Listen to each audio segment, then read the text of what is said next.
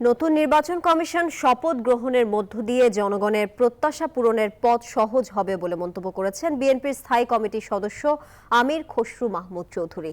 রবিবার তুরস্কের রাষ্ট্রদূত রামিজ সানের সঙ্গে বৈঠক শেষে গণমাধ্যম কর্মীদের সঙ্গে আলাপকালে মন্তব্য করেন তিনি। বলেন, বর্তমান ইসি দেশের মানুষের ভোটের অধিকার পূরণে কাজ করবে। এ সময় তিনি আরো বলেন, বাংলাদেশে একটি সুষ্ঠু নির্বাচনের অপেক্ষা করছেন দেশি বিদেশি স্টক হোল্ডাররা।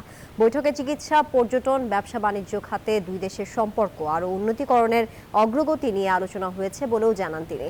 এছাড়াও আন্তর্জাতিকভাবে রোহিঙ্গা সমস্যা সমাধানে বাংলাদেশের পক্ষে কাজ করতে চায় তুরস্ক। আগামী দিনে বাংলাদেশে তাদের বিনিয়োগের ইস্যু আছে, অনেক বিষয় আছে।